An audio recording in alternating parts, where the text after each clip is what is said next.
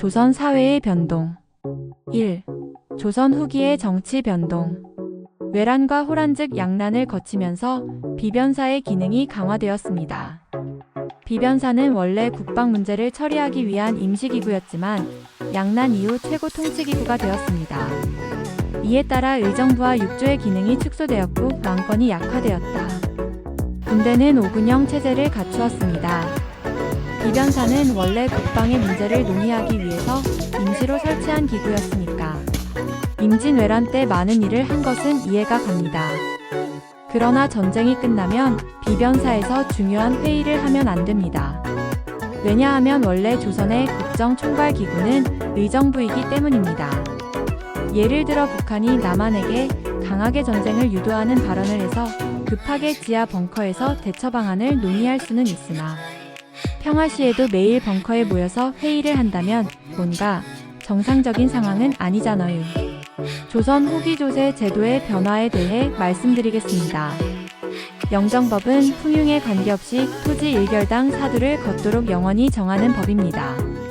대동법은 토산물을 부과하던 공납을 토지 결수를 기준으로 쌀이나 곶감, 동전 등으로 걷게 하여 다 똑같게 대동하려는 법입니다. 균역법은 군대 직접 가는 대신에 군포를 냈는데 1년에 2필에서 1필로 줄이는 법입니다. 선조 때 사림이 서인과 동인으로 갈라지면서 붕당 정치가 시작되었습니다. 이후 동인이 북인과 남인으로 나뉘고 북인이 정권을 장악하였지만 서인이 주도한 인조 반정으로 몰락하였습니다. 이때까지만 해도 붕당 정치는 상대를 인정했습니다. 나랑 생각이 다르지만 네 생각도 존중할게요. 현종 때 2차례에 걸쳐 예의를 가지고 소송까지 가는 예송이 일어나면서 붕당 간의 갈등이 깊어졌습니다. 이후 숙종 때에는 전국이 급격하게 교환되는 환국이 일어나면서 붕당의 대립은 더욱 심해졌습니다. 권력을 장악한 서인은 남인을 처리하는 과정에서 강경파인 노른과 온건파인 소른으로 나누어졌습니다. 나랑 생각이 다르니까 네 생각은 무조건 틀렸어요. 영조는 붕당의 대립을 줄이고 왕권을 강화하기 위해 탕평책을 시행하였습니다. 또 경국대전에 속편격인 속대전을 편찬하고 균역법을 실시하였고 신문고 제도를 부활하였습니다. 무엇보다 영조는 31세에 즉위하여 81세에 죽었으니 무려 51년을 왕위에 있었습니다. 조선 최장 이후 영조의 아들은 아버지의 명으로 쌀 항아리인 뒤주에서 죽은 사도세자입니다. 그 사도세자의 아들, 즉 영조의 손자가 그 다음 왕이 되는데 그가 바로 정조입니다. 영조는 어머니의 신분이 낮아서 왕이 된 후에도 노론들 눈치를 보며 탕평 정치를 해야 했습니다. 그러나 정조는 적극적으로 탕평책을 시행했습니다. 개혁 정책을 뒷받침할 기구로 정책 자문기구로 삼기 위해 규장각을 설치하였고 우리가 이름을 들어본 정약용도 규장각 출신입니다. 왕권을 뒷받침하는 군사 기반을 만들기 위해 장용령을 설치했습니다. 또한 수원의 화성을 건설하여 개혁 정치의 중심지로 만들고자 하였습니다. 수원 화성은 건축 양식의 독창성을 인정받아 1997년 유네스코 세계유산으로 등재되었습니다. 또 대전 통편을 편찬하였는데 경국 대전을 크게 통하게 하여 편찬했다는 뜻입니다. 정조가 49세에 갑자기 죽고 11살의 나이 어린 순조가 즉위하자 안동 김씨 세력이 권력을 장악하였습니다.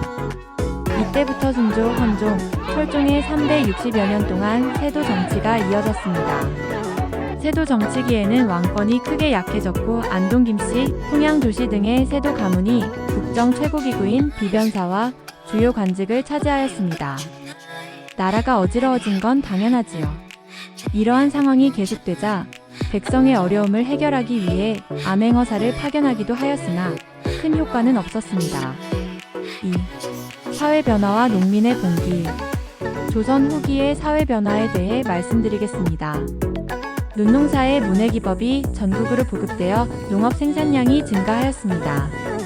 인삼, 담배, 목화, 감자, 고구마 같은 상품 작물을 재배해서 일부 농민은 분홍으로 성장하였습니다. 또 왕실에서 쓸 물품을 대량으로 구입하는 공인이 등장하였습니다. 이로 인해 상업과 수공업이 발달하였습니다. 장시가 등장하였고 상평통보가 전국적으로 유통되었습니다.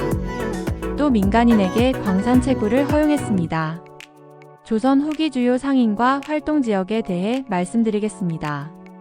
만상은 의주에서 청나라와 무역하였습니다. 송상은 개성, 유상은 평양, 내상은 동래에서 일본과 무역하였고 시전상인은 수도인 한성에서 활동하였습니다.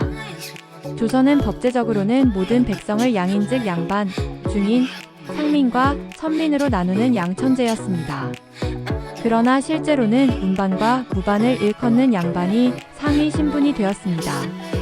조선 후기에는 양반의 권위가 크게 흔들리면서 부유한 일부 농민이나 상인들이 이름이 비어있는 첩지, 즉 공명첩을 사들여 양반 신분을 얻기도 하였습니다. 노비들도 정부가 재정을 보충하기 위해 돈이나 곡식을 받고 그 대가로 상이나 관직을 주는 정책인 납속을 통해 신분을 상승시키는 경우가 있었습니다. 순조 때에는 공노비 수만 명이 양인으로 해방되었습니다. 이러한 변화로 상민과 노비의 수가 줄고 양반의 수는 크게 늘어나게 되었습니다. 한편 세도 정치기에는 전정, 군정, 환곡, 즉 삼정의 문란으로 사회 불안이 계속되자 정시성을 가진 사람이 왕이 된다는 예언서인 정감록이 유행하였으며 미륵이 출현하여 민중을 구제한다는 미륵 신앙 또한 퍼지게 되었습니다. 또 17세기에는 중국에서 천주교가 들어왔습니다. 정부는 천주교를 금지하였으나 많은 사람들이 평등 사상과 죽은 뒤 다시 태어나 미래의 세상에서 참된 행복을 얻는다는 내세 사상에 호응하며 천주교는 점차 확산되었습니다.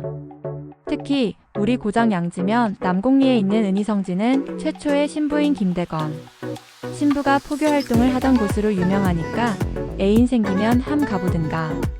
경주 출신의 몰락 양반인 최재우는 동학을 창시하였습니다. 동학은 사람이 곧 하늘이다라는 인내천 사상을 중심으로 평등 사상을 강조하였습니다. 정부는 신분 질서를 위협하고 사회개혁을 주장하는 동학을 금지하고 최재우를 처형하였으나 동학은 이후에도 널리 퍼졌습니다. 1811년에는 평안도에서 서북 지방민에 대한 차별에 반발하여 홍경래의 난이 일어났습니다. 이 봉기는 결국 실패하였으나 19세기 농민 봉기에 큰 영향을 주었습니다. 또한 세도 정권의 수탈에 맞서 경상우병사, 백낙신의 수탈을 견디지 못한 진주의 농민들이 몰락 양반인 유계춘을 중심으로 봉기하였으며 이 봉기는 전국으로 확대되었습니다. 이를 임술농민봉기라고 부릅니다. 정부는 삼정의 문란을 바로잡기 위해 삼정이 정청을 설치하였으나 성과를 거두지는 못하였습니다. 조선 후기의 학문과 예술, 그리고 생활 문화의 변화. 조선 후기는 외세와의 교류가 활발해지고 실용적인 학문과 서민 중심의 문화가 성장하면서 사회 전반에 다양한 변화가 일어난 시기였습니다.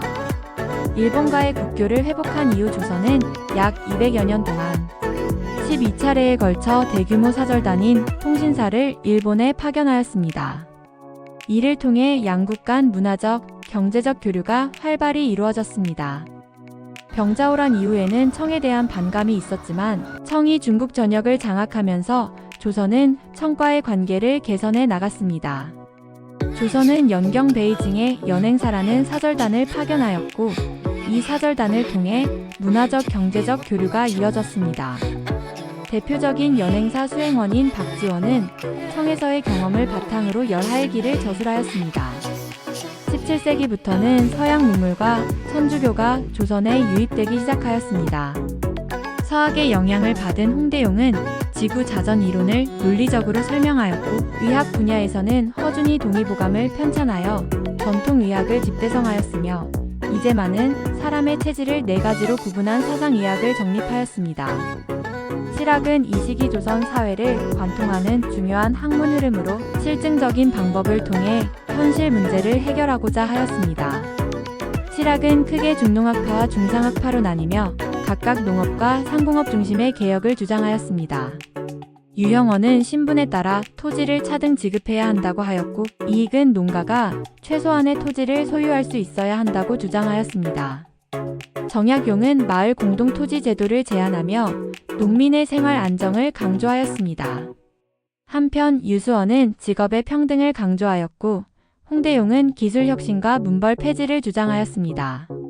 박지원은 수레, 화폐, 선박의 사용을 강조하였고 박제가는 소비의 중요성과 청과의 교역 확대를 주장하였습니다. 이들은 청의 선진 문물을 적극 받아들여야 한다는 입장을 견지하며 북학파로 불리었습니다.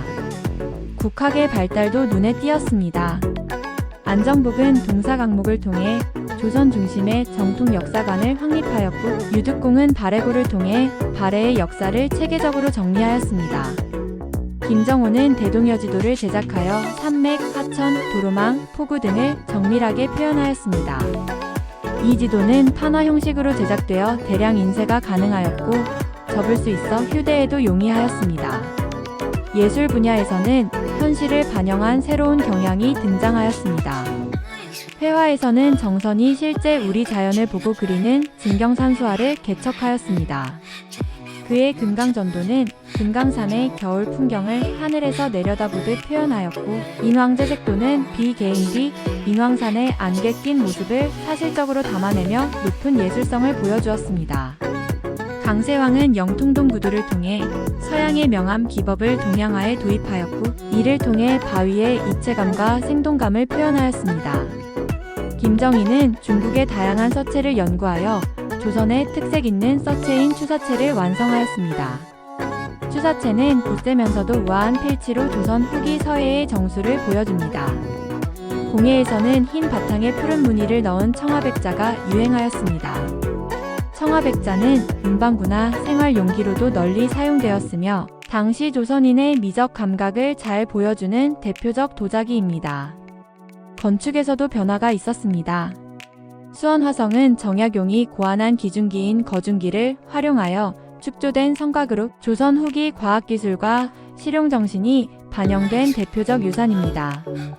또한 경복궁의 재건축도 이루어져 전통 건축 양식의 복원과 망실 건의의 상징으로 중요한 의미를 가졌습니다. 풍속화에서는 김홍도가 활약하였습니다.